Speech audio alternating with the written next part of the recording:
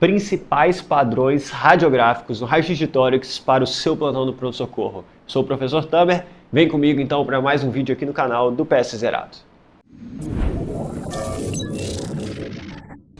No vídeo de hoje então a gente vai passar por alguns padrões no raio-x de tórax que vão te ajudar a identificar grandes patologias, principalmente no seu plantão.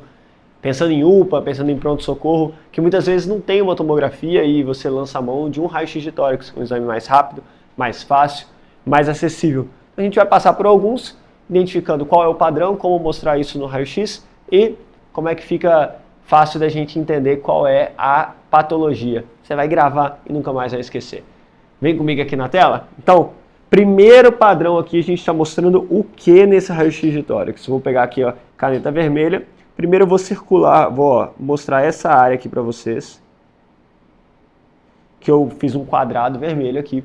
É uma área que está hipotransparente, ou seja, pouco transparente. Tem uma massa, como se fosse uma massa, assim, mas não é bem uma massa, um aumento de densidade do parênquima. Isso nada mais é do que uma densificação, uma consolidação. Consolidação, a gente está acostumado a ver na pneumonia, né? A consolidação é um padrão encontrado no raio-x de tórax da pneumonia adquirida na comunidade, geralmente, vai chegar muito pra gente aí. Só que o que eu quero mostrar mais nesse raio-x não é muito bem a pneumonia. Muitas vezes essa densificação ela vai estar bastante branca ali, bastante hipodensa, e a gente vai ficar em dúvida se é de fato uma consolidação pneumônica ou é um nódulo. Então a gente vai procurar alguns sinais que possam nos ajudar. Claro, além da clínica, além da anamnese do exame físico, tem um padrão aqui ó, que está marcado com a seta roxa. Eu vou desenhar aqui, de azul, o que a gente chama de broncograma aéreo. Olha só. Conseguem identificar isso que eu fiz de azul? Eu vou apagar para vocês verem, tá? E depois eu vou desenhar de novo. Ó, apaguei. Aqui na tomografia do lado, eu quis colocar na tomografia, apesar do nosso foco ser raio-x, para mostrar o que é que eu estou mostrando. Olha só o brônquio aqui, como a gente identifica o brônquio direitinho aqui na tomografia também de azul. O que é isso?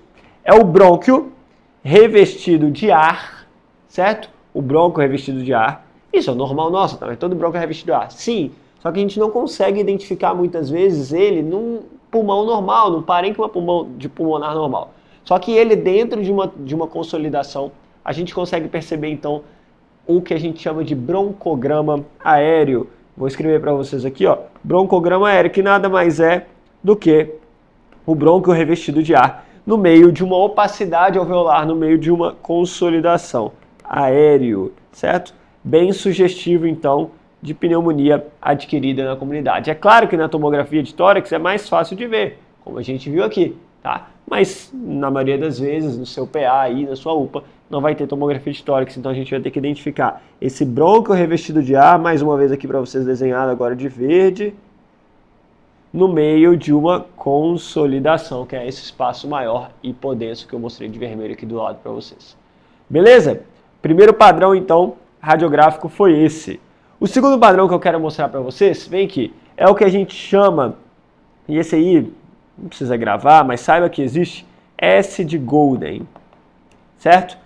É um S invertido, veja aqui de azul na imagem, ó, fazendo um S invertido, vou apagar para vocês verem melhor, essa é a linha pontilhada aí. Na verdade, uma face côncava e uma face convexa, certo? Uma face côncava, uma face convexa, que está associado muitas vezes a uma massa perilar, que está aqui de amarelinho, vou até colorir ela aqui dentro para vocês, uma massa perilar, que levam a uma atelectasia do pulmão adjacente. A atelectasia é essa área aqui de azul, ó. Veja que é uma hipodensidade um pouco maior, que está fazendo um S, como se a massa perilar estivesse puxando o parênquima pulmonar. Quando puxa e retrai o parênquima pulmonar, faz uma área ali de fibrose e de atelectasia.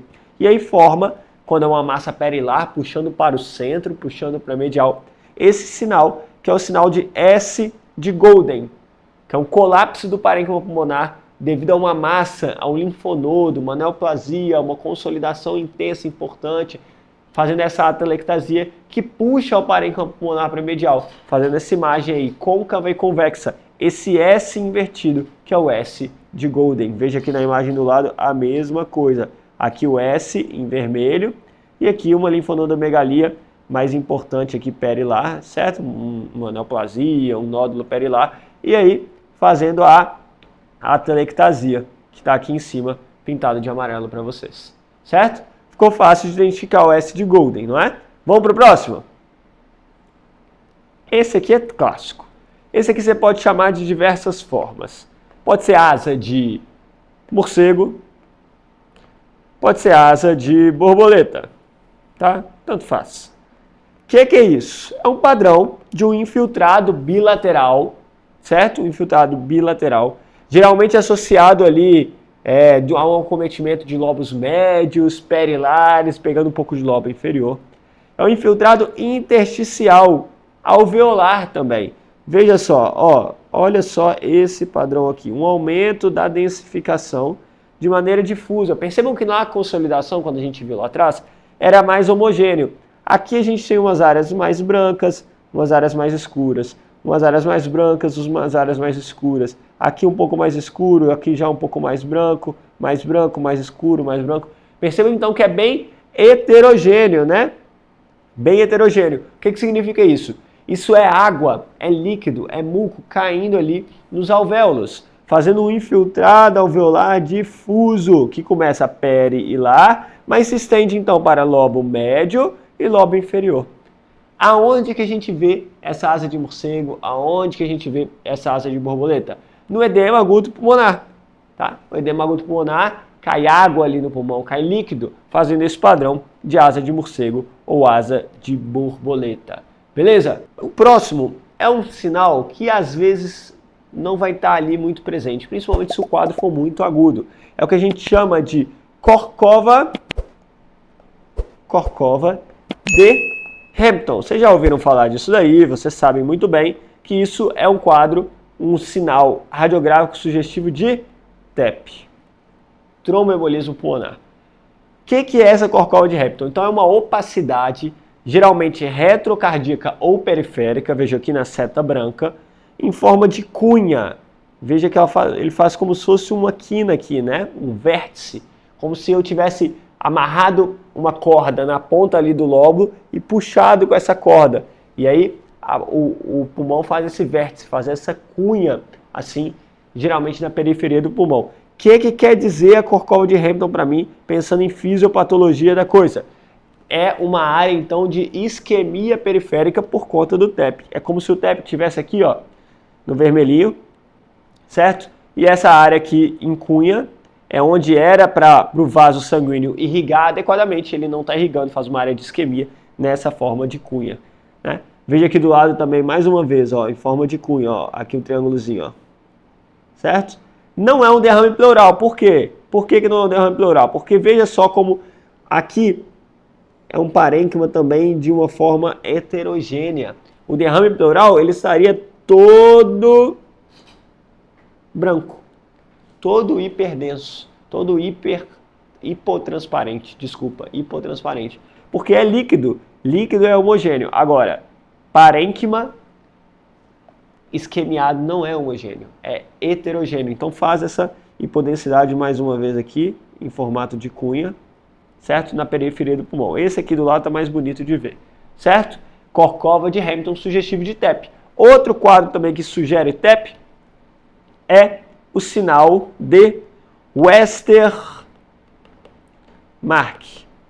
É um sinal bem sugestivo de TEP. O que é? É um aumento da densificação aqui, geralmente perilar, perivascular, um aumento da densificação do parênquima pulmonar, geralmente por conta de vasos sanguíneos, só que com uma hiperdensidade compensatória logo após isso daí. Veja só como esse pulmão que eu marquei de vermelho, parece que ele está com muito ar, hiperinsuflado, ele está bem mais preto que o normal, né? Bem mais transparente que o normal. Veja aqui do lado também, ó, dá para comparar a diferença dessa área que eu fiz de vermelho com essa área que eu vou fazer de azul aqui embaixo, ó. Veja a diferença. Embaixo você consegue ver um pouco de parênquima pulmonar, consegue ver vasos. Em cima, eu não vejo nada aqui, ó. Eu não vejo quase nada. O que significa isso? Essa área hipodensa com aumento de densificação é onde o trombo agarra e daí para trás o sangue fica acumulado. Como o sangue não está passando aí para frente, é como se eu não tivesse mais vaso sanguíneo. Então não aparece para mim direito ali no pulmão adjacente.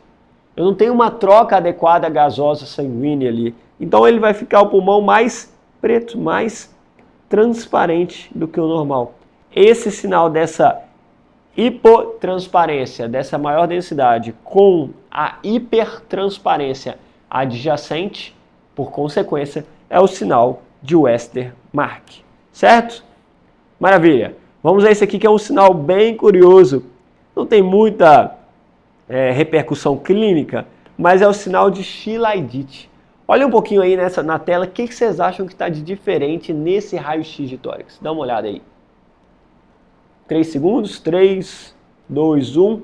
Identificaram? Olha aqui, aonde era para ter uma cúpula diafragmática, a gente tem a cúpula diafragmática aqui em cima, mas onde era para ter um fígado todo coloridinho, todo homogêneo, o que a gente tem no lugar? A gente tem alça intestinal. Veja só, olha como eu tenho alstração intestinal aqui. Isso acontece quando eu tenho uma interposição de alças do intestino delgado para cima do fígado. Na maioria das vezes é só um achado. Cuidado para não confundir com pneumoperitônio. O pneumoperitônio teria ar aqui, né? Eu não conseguiria ver as alstrações, as alças intestinais. Vou apagar aqui para vocês verem, ó. Olha como eu consigo ver, certo? E geralmente é cirúrgico só quando causa uma clínica, um desconforto maior para esse paciente, tá bom? Sinal de Chilaidite. Esse aqui fica muito fácil de identificar, mas só aparenta ser fácil. O tanto de vezes que eu já vi passar batido isso em pronto-socorro, não é brincadeira. Pneumotórax. Cara, esse aqui da esquerda ficou muito fácil de ver, né? Olha só, eu consigo ver uma linha que divide o que é parênquima pulmonar e o que é ar dentro da cavidade torácica. Certo? Eu consigo ver que aqui, à esquerda, onde eu vou pintar de vermelho aqui, eu tenho uma hipertransparência, certo? Tá tudo preto ali, porque é ar puro que está dentro da cavidade. Percebam que nesse raio-x ainda, eu consigo ver a causa do pneumotórax. Olha aqui o acesso central aqui, ó, na subclávia. Olha aqui, conseguem ver? Vou apagar aqui para vocês verem.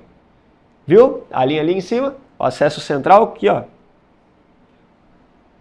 Um acesso central fez um pneumotórax. Eu consigo ver então o parênquima pulmonar retraído, aqui de azul, e a área onde está o ar dentro da cavidade torácica. Olha esse à direita, está um pouquinho mais difícil. Eu vou usar as cores ali do mesmo jeito, mas a seta já nos mostra.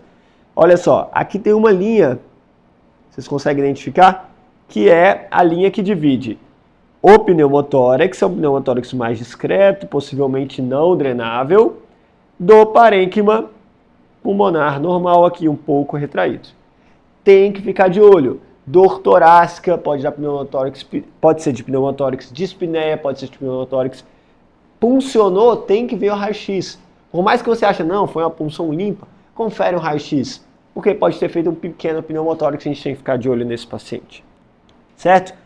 Da mesma forma que tem o pneumotórax, o raio-x de tórax vai nos ajudar a ver um pneumoperitônio. Chama o pessoal da cirurgia, porque é dia de laparotomia. Olha só, pneumoperitônico, olha, cuidado, olha como essa imagem aqui da direita confunde com o sinal de Chilaidite um pouco. Aqui eu não consigo ver alça intestinal. Eu vejo o que? Ar entre a cúpula diafragmática e o fígado. Da mesma forma, aqui eu consigo ver um pouco da bolha gástrica, mas entre o estômago e a cúpula diafragmática eu consigo ver ar, onde não era para ter. Possivelmente, então, um rompimento de uma víscera oca abdominal, certo?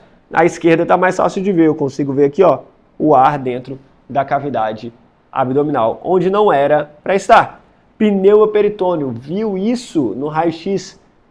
Corre e chama o cirurgião, transfere para onde tem cirurgião, se onde você trabalha não tem. Certo?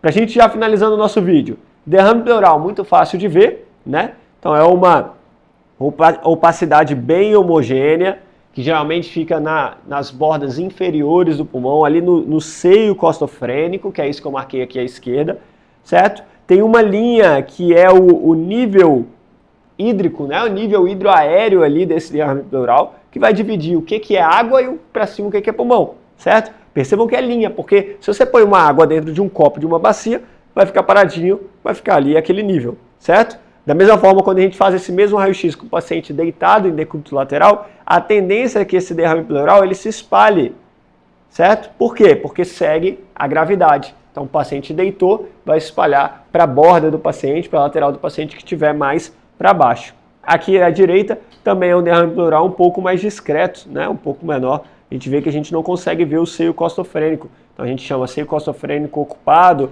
ou ausência de seio costofrênico livre, por uma opacidade que é homogênea e tem esse nível hidroaéreo aí, tá? É o derrame pleural. Para a gente finalizar, vocês olham alguma coisa de alterado nesse raio-x? Dou-lhe uma, dou-lhe duas? Não?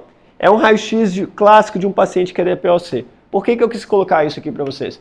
Muitas vezes o paciente ele não sabe o que é DPOC, não fala a palavra DPOC, fala que fumou a vida toda, ou sei lá, abriu agora um quadro, tá? E isso vai nos ajudar a pensar que esse paciente já é DPOcítico, para pensar em estratégias de tratamento, para pensar em alvo terapêutico e tudo mais. Quais são as características que a gente vê, então, que chama atenção nesse raio-x do paciente DPOcítico?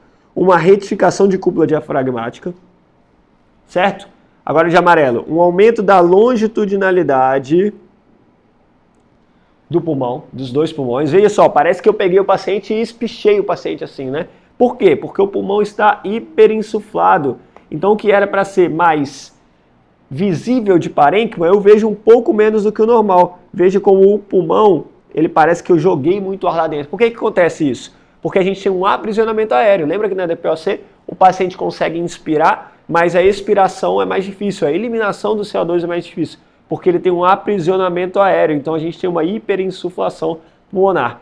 Eu tenho um aumento do espaço intercostal, certo? Eles ficam aumentados. E também uma discreta retificação das costelas, tá? Não é 100% retificado, claro, mas justamente por isso acaba retificando. Por fim, coração em gota. Veja só, ficou feia essa gota aqui, né? Vamos fazer de novo. Coração em gota, justamente por essa retificação, longitudinalidade do tórax do paciente. Puxa, o coração vem junto, né? Quando fica mais longitudinal. Combinado? Paciente clássico DPOC, esse é o clássico raio-x de um paciente DPOcítico. Tudo bem, pessoal? Espero que vocês tenham gostado do vídeo. Se você gostou de fato, curte, coloca um comentário aqui. Faltou algum sinal importante ali no raio-x que você já viu no PS, ou algum curioso que você nunca viu, mas tem vontade de ver? Coloca aqui nos comentários, compartilha esse vídeo com seus amigos, para vocês não mais esquecerem como interpretar um raio-x de tórax e os principais achados deles no seu plantão do pronto-socorro. Beleza, pessoal? Até o próximo vídeo. Grande abraço.